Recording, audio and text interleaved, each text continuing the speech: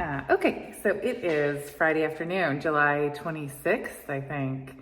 I just applied approximately 900 feet of duct tape to this tripod to get it to be happy, still not happy, still holding it in my hand. Okay, so it is Friday afternoon, July 26th.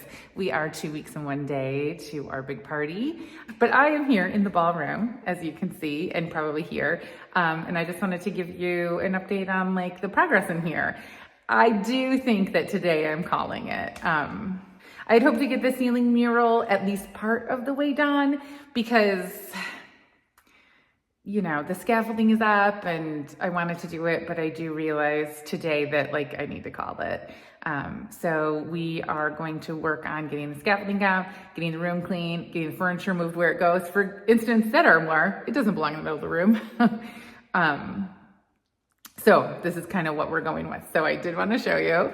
I did some filming of the chandelier project, but not a ton. You know, me on the floor and Chris on top of the scaffolding made for an unflattering filming angle for Chris. So nobody wants that. Okay, so I'm gonna try and, okay, so the chandeliers are up. There's one above me that's too close, I think, for you to see. There it is. Okay, so these 4 chandeliers are up, and one other thing is we got a new mirror ball for this room that I think is like a much more appropriate size. When I got that thing, I unpacked the box and I put it on the couch and it is as big as me. But it looks like the right size in here. So anyway, I think it's great for, you know, for daytime events, we'll take that giant thing down and put it in the attic temporarily, but I'm happy with it. And the other thing is the drapes. Oh, it may be better to show you the back ones. So yeah, so the drapes, my mom sewed this tape trim onto, are done. I love them, but I do recognize that this is like a very like 1970s, like Graceland situation here. Things have taken, you know, if it's not for you, it's not for you. Also, I don't know if I did any filming of these, but these sconces, 3 of these sconces are hung. I did those and then I ran out of screws and I kind of haven't gone back to do the other 3. Yeah, I can't get like good, maybe if I turn the lights on. Yeah, everything that like, obviously the wall color is not like dingy gray, right? So I don't know how to get like good images of what color this actually is. I have been feeling lately like I need a better camera for this because I've been watching like other vlogs with like such beautiful images and I'm like, oh, we don't have that. Okay, so the drapes are on these 2 rear windows and the front window, and there is a side window that I have not hung them yet. I kind of need to get all of this. Well, I was waiting to do the ceiling before hanging those, but now since I've called it, I need to get all this furniture where it's supposed to go. And then once that's done, that wall will be accessible to hang the drapes. There's been a fairly large tassel debate here between me and everybody, but these are the tassels. I'm the winner of the tassel debate. I mean, we all knew I was gonna win. So now I am gonna go out here onto the deck and show you the garden. That's what the garden looks like from the deck.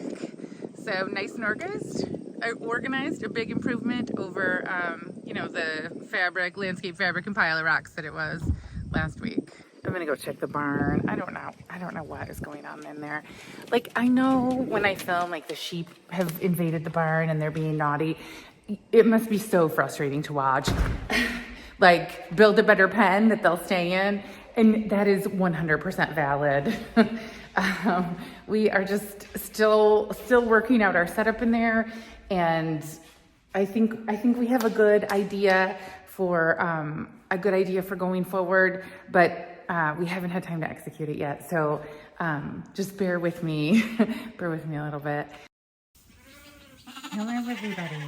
Hi, Mama. Okay, what is going on out here, and why is there so much noise? Oh, you guys put up all the straw. Somebody kicked all the straw in the water.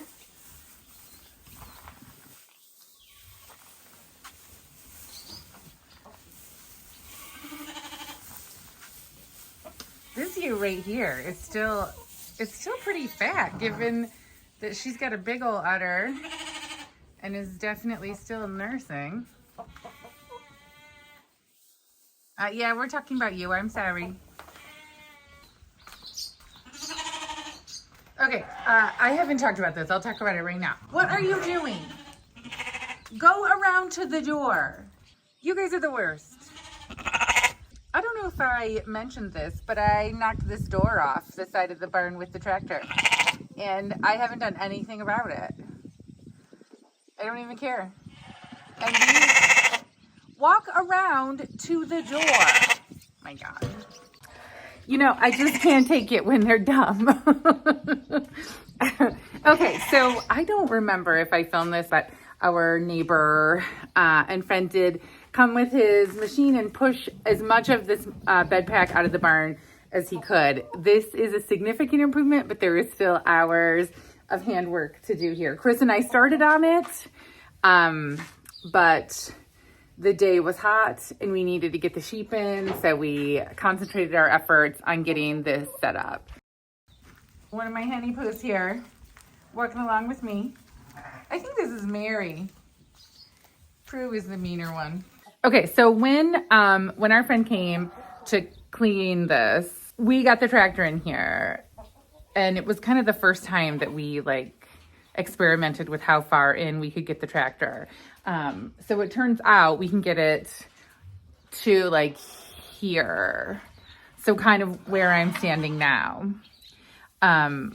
So with the bedding, with the indoor pen starting here, we can get behind it with the tractor and push. And if it's too much to push, then we can scoop it and drive it out. But so the goal is to have our main animal housing here. Again, these guys should only be in here a couple hours a day. In temperate weather like this, they're here in the middle of the day, then they sleep outside, which is really perfect. And then this end of the barn, where we lambed this year, we can use for lambing, we can use for, equipment or whatever. And we'll obviously set our handling system here. But the problem, well, one of the million problems is all of this stuff behind me. So when we moved in, those boards, that pile of lumber right there, those were on the floor covering some of the gutters. And then we brought all of those gates, and that's our big bale feeder. And then there's some lumber and random handling stuff there. So we kind of put everything in there because we just backed the trailer up to that door and unloaded it. And the plan was kind of to move it upstairs here. But now we don't want to do that because we're just going to have to empty it in order to fix the floor upstairs so that we can properly use that part of the barn. We're working out how to use this barn that was made for a very different style of farming before you would use a tractor to clean up. So, or a skid steer or whatever. So anyway, that's kind of why we're penned in like this. As we were, hand shoveling the remaining pack in here, I was just thinking we can reset the pen here on a temporary basis and then we'll just have to do this again. And yeah, so, I mean, it is what it is. I am going to scoop the straw out of this water and get that topped up, and then I'm going to refill this mineral. Okay, friend. No, you don't need to go out. You need to stay in. Oh, I've lost control.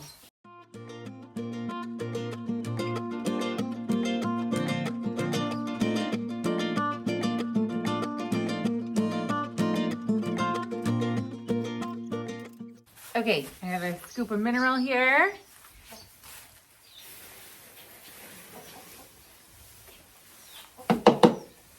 and some baking soda.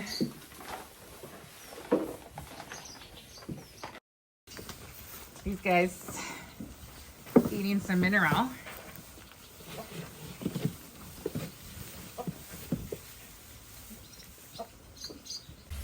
So the reason I can't put out like 50 pounds of mineral at a time is that they poop in it. They walk in it, they pee in it, they soil it, they ruin it. It's expensive. So yeah, so it's always like striking this balance between putting out enough and,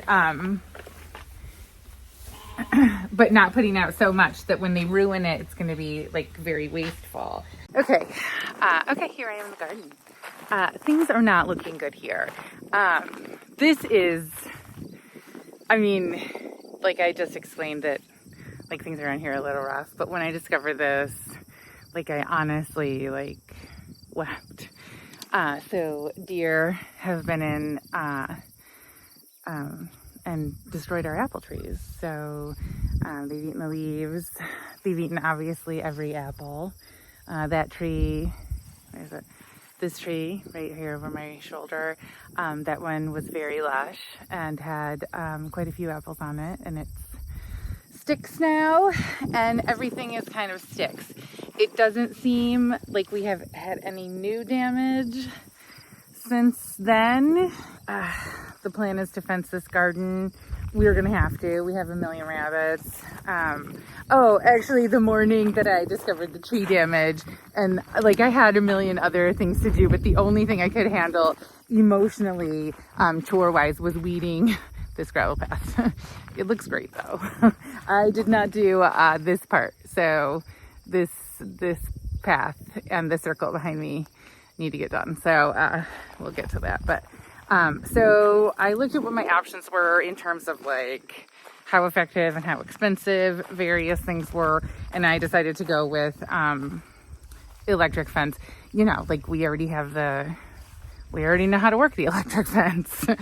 It's something that we have experience with versus like another thing that we wouldn't. Okay, so this is the deer fence.